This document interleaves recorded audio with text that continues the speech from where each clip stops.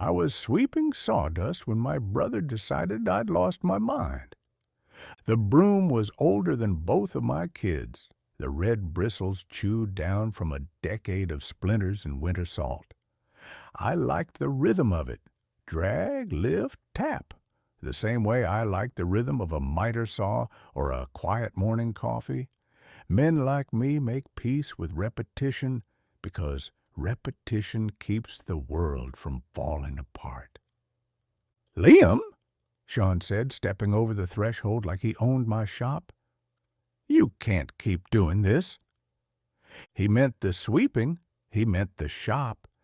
He meant the land outside our father's farmhouse, the 40 acres everyone in town drove past without noticing, the ones with the old oaks and the creek that swelled every March. He meant the life I had the nerve to live after 55, when a man is supposed to be thinking about Florida and golf carts. "What's this specifically?" I asked, setting the broom against the wall. Sean smoothed his perfect hair with his perfect hand. He was 3 years younger, 2 inches shorter, and 15 years prouder than I could afford to be. My brother had never met a mirror he didn't trust.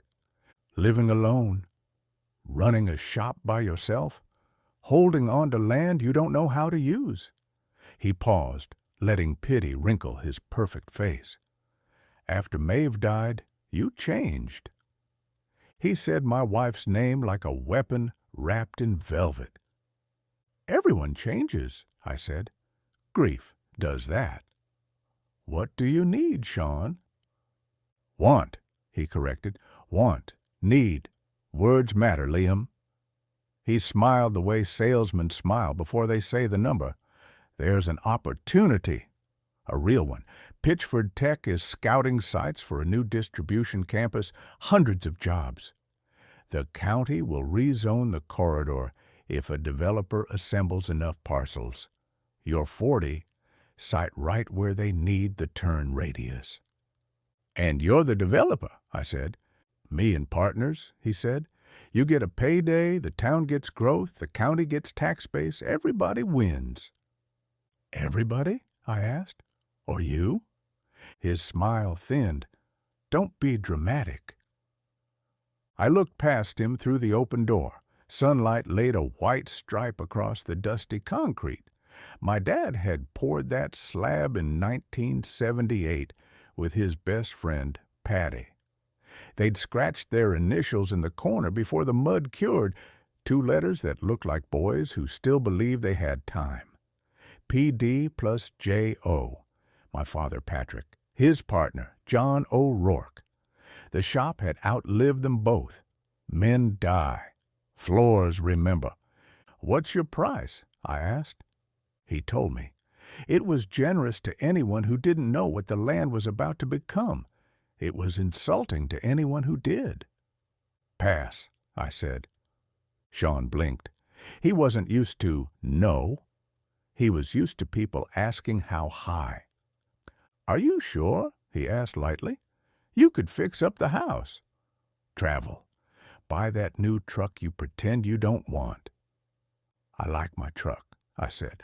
I like my life. Tell Pitchford to build their warehouse somewhere else. He stared at me the way men stare at a stubborn door, like force might turn the handle better than patience. You're being emotional, he said finally. Maeve would... Don't, I said. He raised his palms in surrender. Okay, but this offer doesn't last forever, Liam.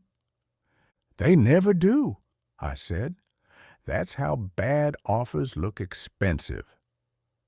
He left with a smile I couldn't keep from remembering. Thin, fond, almost kind, the way a man smiles at a dog that won't survive the winter. I stood there with the broom in my hand, watching the dust settle in the ribbon of light, listening to the building breathe around me. Men like my brother know how to make money. Men like me know how to make money behave.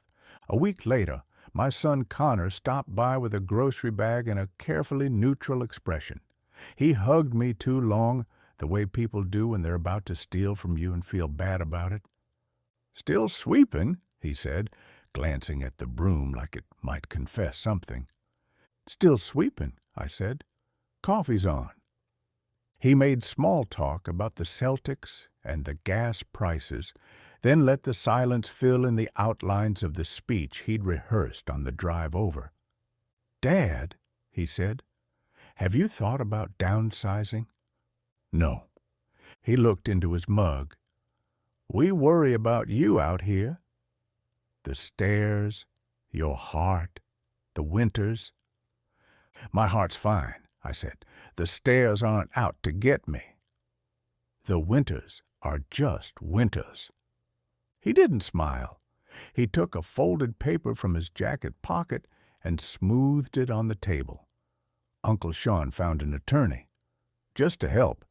If something happens, we need to be able to act quickly. Medical decisions, finances, bills." He tapped the paper. "Durable power of attorney. Healthcare proxy. Conservatorship petition. Draft." "If something happens," I repeated. "Dad," he said softly, "you forgot the water boiling last week." I looked at him. "You called me," I said. "I turned it off." "You told me the smoke alarm was singing." I was making a joke.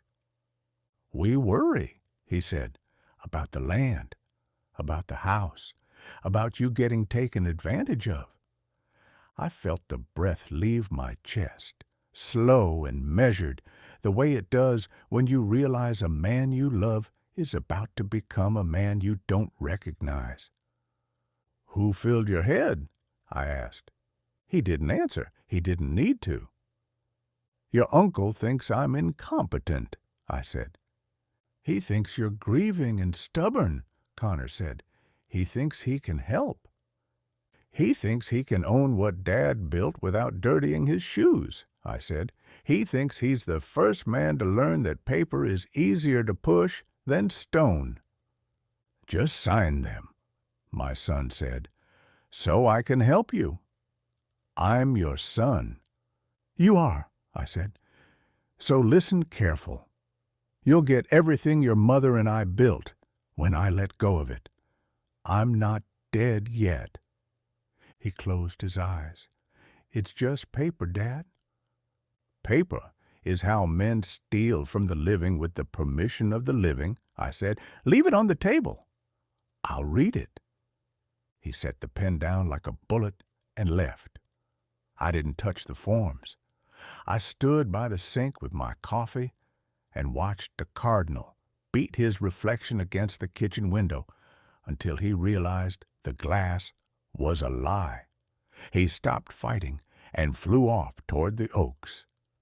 That night, I pulled the old file box from the pantry, the one with the brittle tape, and the label Maeve had written 2 decades ago, "Land, title, tax, easements." She had kept everything like memory was a muscle you train with paper. I laid out deeds and surveys like a general laying out a war map. My father had been a stubborn Irish mason with a love for mistakes that looked like bets. The 40 acres was one of them. He'd bought it cheap because the creek made it soggy most of the year.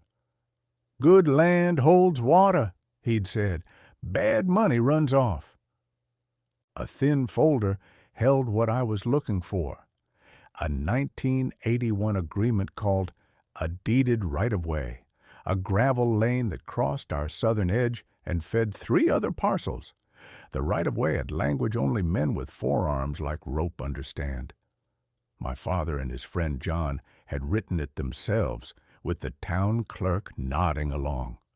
No widening, no paving, no commercial through traffic, no easements assigned to third parties without the grantor's written consent. That sentence was a problem for a man like Sean and a gift for a man like me. A warehouse without trucks is a toy. A partner who can't assign rights is a beggar. I placed a paperweight on that clause like it might blow away. Men think revenge is loud. It's not. It's patient. 2 days later, a letter from the county arrived with a planning board agenda. Public hearing for a proposed corporate rezoning along the corridor. I read the docket, the proposed ordinance language, the traffic study by a firm that never once walked the road.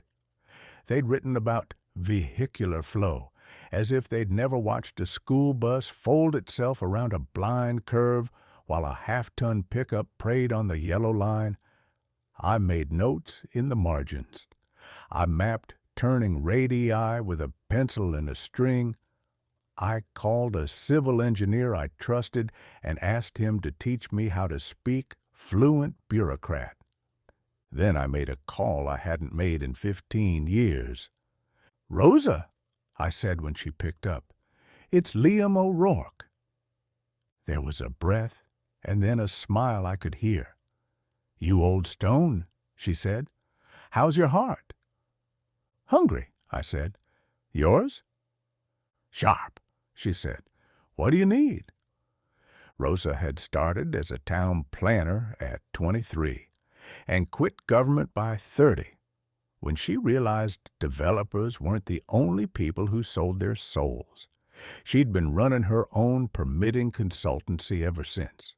Rosa could get you a driveway permit on Easter Sunday or kill a subdivision with a punctuation mark. She and Maeve had shared a love for good soup and bad men's excuses. "Someone's trying to use paper to steal my land," I said. "I want to use paper to make him forget how to read." "Who?" "My brother." She whistled. "Family fights are expensive." "So is losing your father twice," I said. "Come by at 5, she said. "Bring whatever you've got." I brought everything. She spread the maps and the deeds and the agenda over her kitchen table, a battlefield dressed like oak. She read the right-of-way clause, kissed her fingers, and tapped it. "That's your spine," she said. "Don't let anyone cut it." "What do we do?" I asked. "We don't block," she said. "We bend. They want a straight shot, we hand them a labyrinth." She drafted a request that night, a conservation restriction on the riparian corridor along the creek. She drafted a second, an agricultural preservation covenant for the meadow, where Maeve used to cut wildflowers, limiting non-farm paving, absent a supermajority vote of the planning board. Then she drafted a third, an access management plan that recommended a turning template impossible for 18-wheelers unless the right-of-way were widened. The right-of-way couldn't be widened without my consent. My consent cost everything Sean didn't have. We filed the conservation restriction with the State Land Trust. We recorded the covenant with the Registry of Deeds. We sent the access management plan to the planning board's clerk, CCing the town council for good measure. I woke the next morning with a clear conscience and the kind of headache a man gets before a storm. Sean showed up the day the green notice signs went up along the road. He didn't knock. Men who plan to insult you prefer the element of surprise. "What did you do?" he asked. "Which part?" I asked. "The green signs," he said. "Conservation, agricultural, access. Did you hire, what's her name? Rosa?" "You sound worried," I said. He walked right up to me. "Are you trying to make me look stupid?" "You don't need help," I said. He smiled without humor. "You think you're clever because you can slow things down. But time is a cost center, Liam. I have lenders. I have deposits. I have partners who don't like surprises." "Then tell them the truth," I said. "You tried to build a highway through a kitchen without asking the cook." He stepped back, the smile returning small and cruel. "If you won't listen to me, you'll listen to a judge," he said. "Connor's worried. We're going to file for temporary conservatorship so we can manage the land responsibly while you heal." "Mourn," I said. "The word is mourn." "Either way," he said, shrugging, "we'll petition the court next week." He turned to leave, then stopped at the door. "You know what they say, big brother? Paper beats rock." I looked at my father's initials in the corner of the slab. P.D.J.O.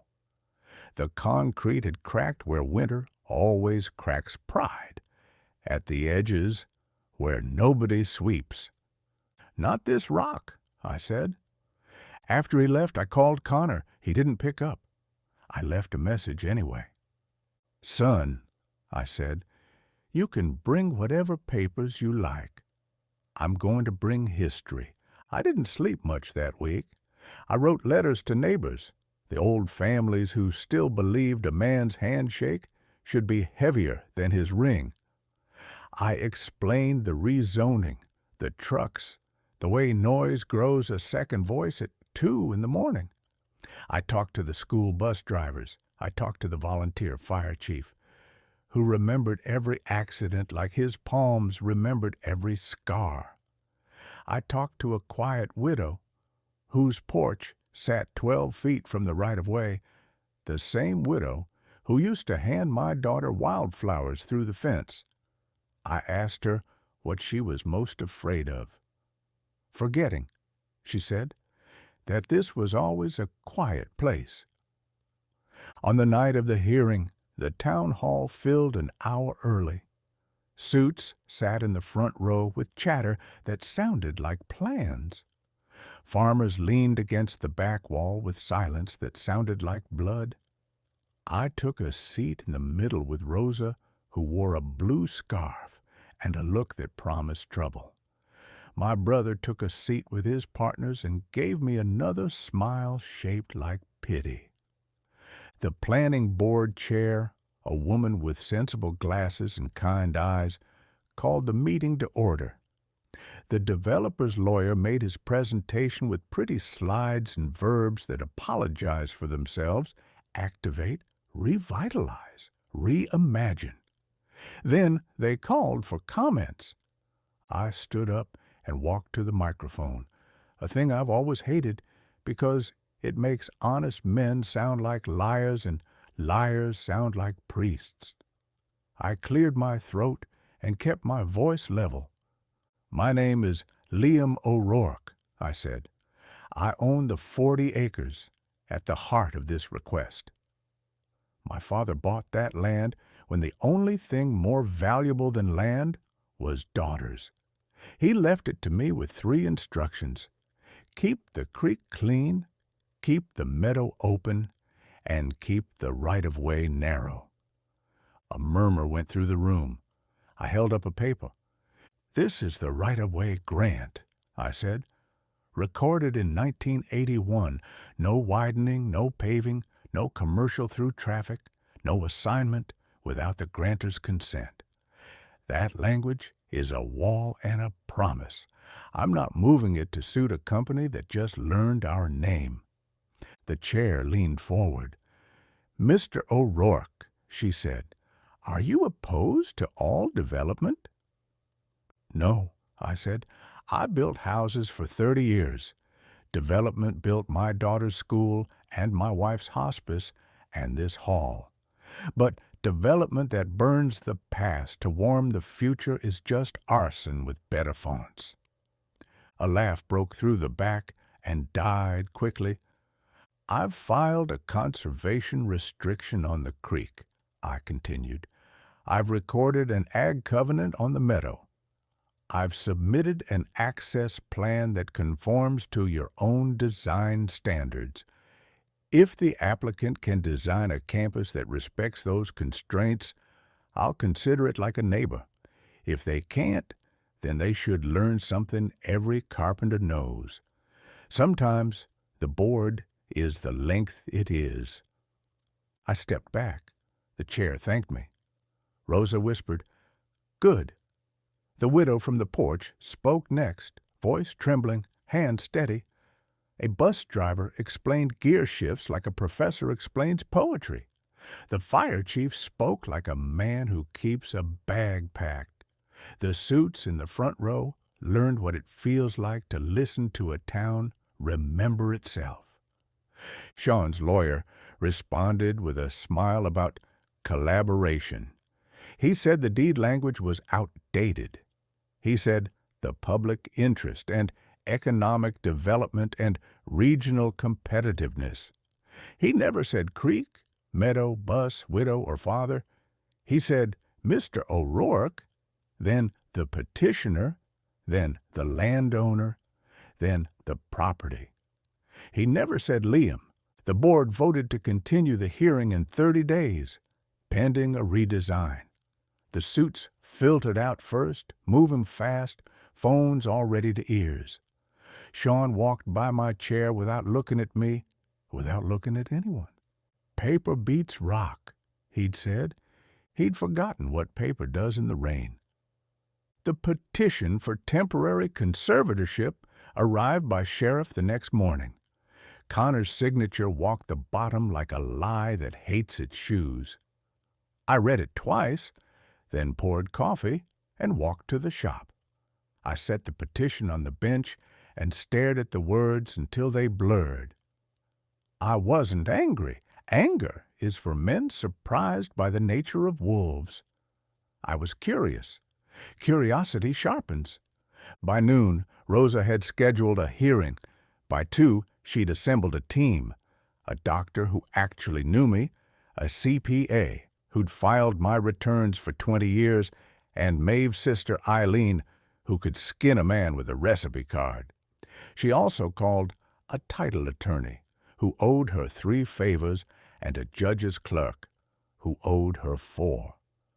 "Bring your patience," she told me, "and your wedding ring."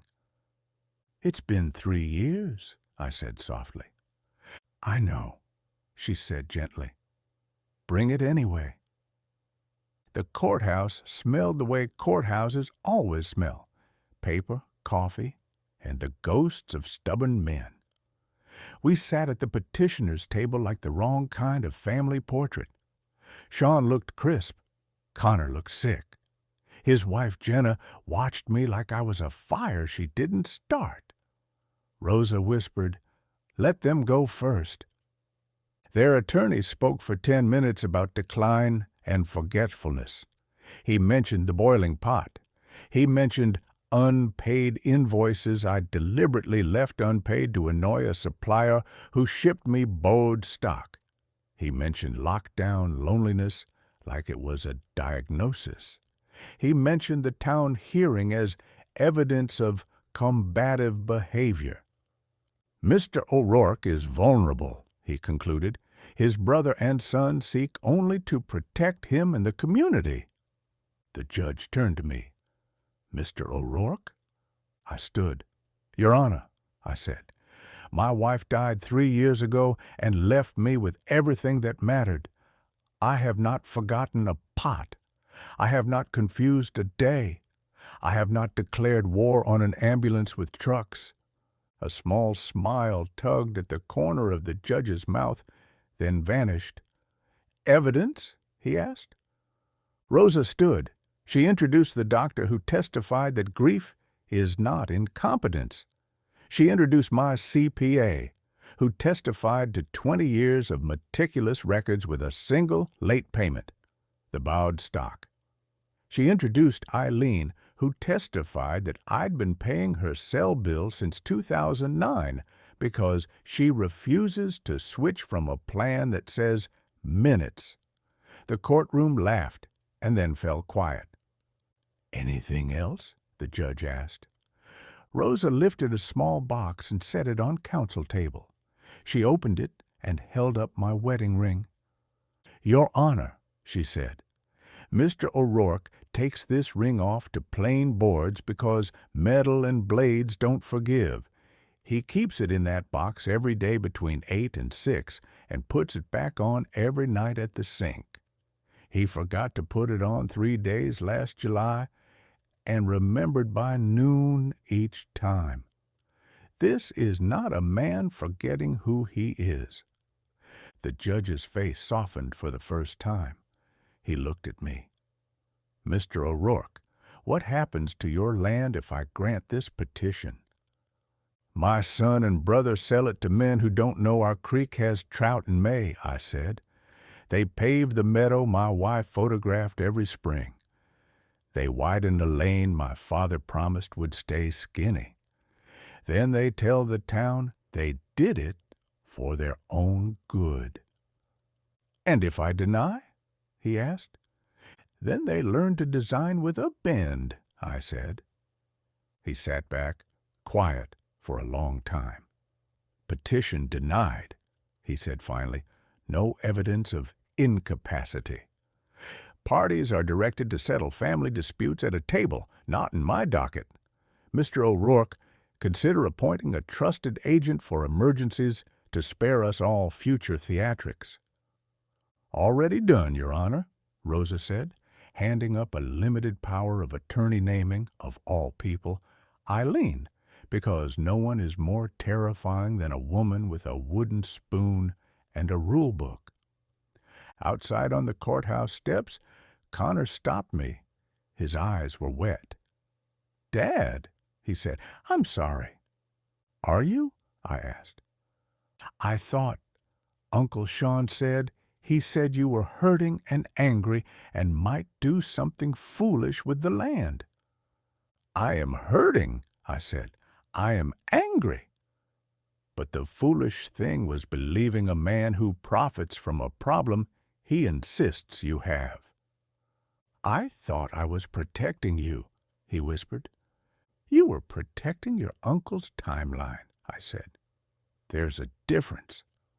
He nodded, the kind of nod men save for when their stomach drops out. What do I do? You show me who you are, I said, not who he is. He wiped his eyes. I can do that. I know, I said. We had 30 days to the continued hearing. The suits came back with a new plan that curved like a question mark, kissed the right-of-way without widening it, and shrank the footprint by a third. Their lawyer spoke of partnership with a sincerity you can buy in bulk. The board smiled. The room exhaled. Rosa leaned in. Not yet, she whispered. I know, I said. When the chair opened the floor, I stood again. I appreciate the revision, I said. I recognize effort. But you still have a problem you can't solve with ink. I held up a thin stack of papers with blue tabs. Last week, my wife's favorite place on earth, the meadow where she dried flowers on our kitchen table, was enrolled in the state's Chapter 61A agricultural program.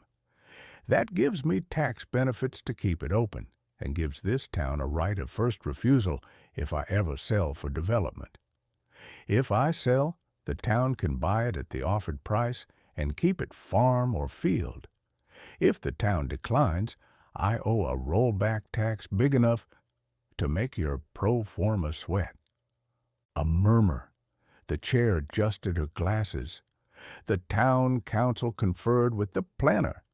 The widow squeezed her own hands like a prayer had just found a pulse.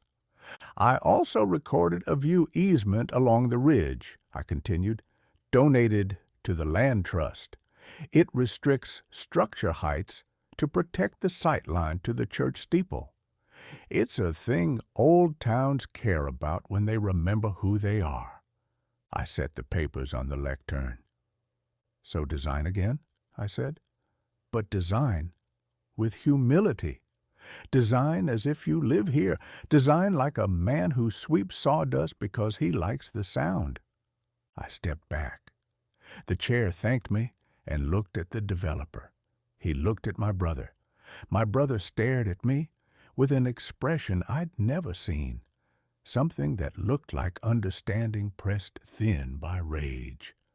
After the meeting in the parking lot, he stopped me next to my truck. "You could have taken the money," he said. "You could have asked me who I am," I said. He swallowed. "You think you're better than me?" "No," I said softly. "I think I'm older, and I remember the promises Dad made to himself while he poured that slab." "Promises don't pay bills," he said. "They pay respect," I said, "and respect pays bills." He shook his head, almost pitying me again. "You're going to lose, Liam." Time always wins. "Maybe," I said, "but I can choose how I look in the mirror while it's happening." That night, I sat at the kitchen table with Maeve's file box and a glass of water. The house creaked like it remembered something important and couldn't decide whether to say it. I was tired. Not the kind coffee cures, the kind that lives in your bones and is named for the dead.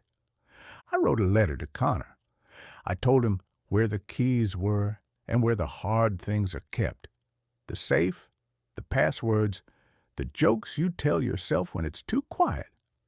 I told him what his mother believed about money, that it was a tool and a test and a teacher.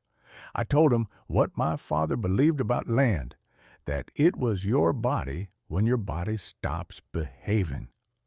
When I finished, I sealed the letter and wrote his name. Then I walked out to the shop, set it on the bench, and picked up the broom. Drag, lift, tap.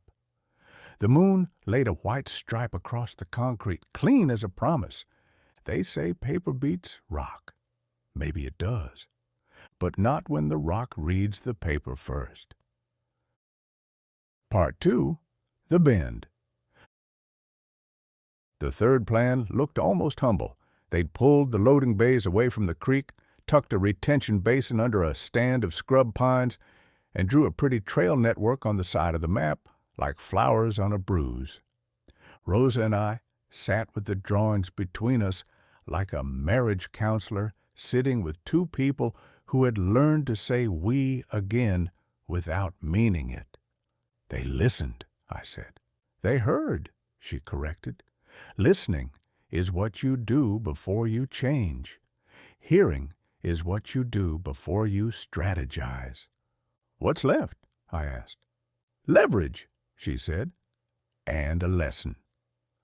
The leverage came the next morning in an email from the county's economic development director, the kind of man whose suit costs more than his car because his car is a Tesla he didn't buy. He wrote about regional alignment and grant funding. He mentioned a Mass Works grant, which is taxpayer money with a ribbon that says infrastructure. He wanted a letter of support from key landowners on the corridor to strengthen the competitive position of the proposal. He CC'd my brother, the planning board chair, and the developer. I replied with one sentence: "Happy to support any plan that meets recorded constraints and respects." Chapter 61. A. And the view easement. Rosa added a second after I called her. "Will also require a developer-funded road safety audit, independent of the applicant's traffic consultant, and a school bus turning analysis conducted with the district's transportation director present." I clicked send. Sometimes you don't need a paragraph. Sometimes you need a spine. The developer called me that afternoon, voice bright and brittle. "Mr. O'Rourke, we love your commitment to community. Perhaps we could meet?" "Sure," I said, "at my shop." Friday, 10. He arrived with a project manager, a landscape architect, and a smile o'shined by a dentist who likes boats. They walked through the door and stopped like everyone stops the first time they see my father's slab. the initials in the corner, the dark stain from the winter of '89 when a space heater and a stubborn pipe tried to teach us about humility, the scratch marks where Maeve dragged a table saw alone and refused to admit it hurt. We shook hands and sat at my workbench. I cleaned a spot with a rag even though there was nothing on it to clean. Men like me clean to slow the room down. "We admire your stewardship," the developer said. "We want to build something that fits." "Then build less," I said. He blinked. "Men like him assume less is a word for poorer men." "We've already reduced square footage," he said. "We're at the edge of feasibility." "Good," I said. "Feasibility is where creativity starts." He looked at the landscape architect. She spoke gently. "Mr. O'Rourke, we can preserve the meadow and the creek and still deliver jobs." "Can you preserve a morning?" I asked. "I'm sorry?" "A morning," I repeated. "The way light falls across frost. The sound of trucks a mile away instead of 50 feet. The way a fox moves when she thinks no one is watching." She looked at me with kindness that didn't condescend. "We can try to muffle," she said. "We can't erase." I nodded. Honesty buys time. The project manager slid a sheet across the bench. "Here's what we can do," he said. "We'll add a deed restriction. No overnight truck idling, no deliveries between 10 p.m. and 6 a.m. We'll fund a road safety audit and implement any recommendations. We'll donate 5 acres along the creek to the land trust." "8," I said. The developer frowned. "5?" "8," I repeated, tapping the right-of-way clause. He studied me, then smiled. "8," he said. We shook, not to agree, but to acknowledge we were speaking the same language now. They left with a list longer than their patience, and I stood in the shop with the quiet again. I missed Maeve so much in that moment I had to sit down. She would have loved this, the way the right word at the right time can change a man's mind without changing his pride. That night, Connor knocked. He didn't have papers. He had beer. "Can we talk?" he asked. "Always," I said. We sat on the back steps and watched the meadow go blue. He told me about the meeting he'd had with Sean earlier that day, how Sean had pitched him on a new approach with family equity and generational wealth. Sean had shown him a spreadsheet that made larceny look like love. "I told him no," Connor said. "Did you?" I said. "I told him I wanted to work with you, not around you," he said. "I told him I was tired of being the son who shows up with bad news and worse advice." "You were never that," I said. He shook his head. "I was. Maybe not in your eyes, but I knew what I was doing." "We all do," I said, "eventually." He took a breath. "Teach me," he said, "not the money. The patience." I laughed, a sound that surprised me, half joy and half old pain leaving. "That's the one lesson I don't know how to teach," I said. "It's like sweeping. You do it long enough, and one day the dust stops scaring you." We clinked bottles quietly so the meadow wouldn't notice. The planning board approved the redesigned plan 3 weeks later with a list of conditions so long a man could use it as a ladder. 8 acres to the land trust, no overnight trucks, independent safety audit, school bus turn analysis, view easement respected, right-of-way untouched, agricultural covenant honored. I watched the developer's jaw tighten at each condition and almost felt sorry for him. Almost. Sean didn't come to that meeting. Pride hates watching itself lose. 2 days later, the bank called to schedule the closing on a small sliver of my land, the only part I'd agreed to sell, not because of pressure, because of a promise. Maeve and I had once talked about a farm stand on the shoulder near the road. She'd wanted a place where people could buy wildflower bouquets without walking through our kitchen. After she died, the thought of building it made my bones cold. Now the developer offered to buy that single acre for a shared pull-off with a pocket park and a plaque for the land trust. I priced it high, not because I needed the money, because I needed them to understand value isn't cheap. They said yes, like men who finally realize stubbornness can be a strategy. The closing was set for a Friday at 11. I put on the suit my daughter hates, the one that looks like I'm borrowing it from a better man, and drove into town. The bank's conference room smelled like toner and fear.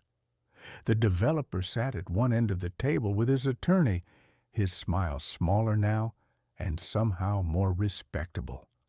At the other end, Sean, arms folded, eyes narrowed. He'd inserted himself into the closing as a partner because he needed to touch the thing that proved he still existed. The bank attorney slid the packet across the table. Deed, disclosures, HUD-1 settlement statement. He tapped a line with a capped pen. Seller is O'Rourke Meadow, LLC, he said. Buyer is Corridor Development Partners, LLC. Hold up, Sean said, leaning forward. O'Rourke Meadow what? The attorney looked confused. The seller? O'Rourke Meadow, LLC. That's Mr. O'Rourke's entity. Sean turned his head slowly toward me. When? The week you filed for conservatorship, I said. Rosa helped me form a single-asset LLC and deed the 1-acre carve-out to it. Public record. He swallowed. You moved title? I curated title, I said. The 40 remain in my name. The acre sits in a wrapper, cleaner for everyone, taxes, liability, stewardship. The developer's attorney nodded, impressed against his will. Smart, he said quietly. Sean's voice sharpened. Is there a mortgage? He asked. No, I said. Is there a lien? He tried. No. Sean stared at me like he could will the room to catch fire. You're going to sell this acre, and they're going to come back for the rest, he said, trying to sound like a protector he'd never been. They can come back, I said, and they can keep coming back. I'm not the kind of man people stop asking. I'm the kind of man who knows when to say yes so he can keep saying no. The bank attorney cleared his throat, eager to finish before anyone remembered they hated him. Let's sign, he said. We signed. The developer shook my hand like a man who finally believed handshakes counted. He thanked me for my patience. I thanked him for learning to bend. He promised me the pocket park would carry Maeve's name. I held his eyes until he stopped making promises like ads and started making them like vows. He nodded. We'll do it right, he said. Sean didn't offer his hand. He waited until the room emptied and then closed the door. You think you won, he said. I think I kept a promise, I said. You think you taught me a lesson? He sneered. I think the world did, I said. He stepped close. You embarrassed me, he whispered, in front of partners, in front of Connor, in this town. No, I said, you embarrassed yourself. I just stopped clapping. He stared at me for a long moment, then laughed once, a sound like a nail-biting glass. "You'll die out there alone," he said. "Maybe," I said, "but I'll die looking at a meadow that still knows my wife's name." He left. He didn't slam the door because doors are for men who still believe noise is power. Spring came. The meadow went green, like it had forgiven us for everything. The pocket park went in, a gravel pull-off, a bench made from a slab of ash, a plaque that said Maeve's Bend, to mornings worth keeping. The land trust planted willow along the creek where the water eats the bank every March. The school bus makes the turn now without holding its breath. The trucks roll where they ought to roll, and they don't roll where children chase a soccer ball that got braver than it should. Connor comes by on Fridays with coffee and a list of things he's learned to fix properly. He asks more questions than he used to. He makes fewer speeches. He brings Emma, my granddaughter, who picks dandelions and calls them sun buttons. She puts them in my shirt pocket and says, "You look like a garden, Grandpa." If there's a better reason to keep a place quiet, I don't know it.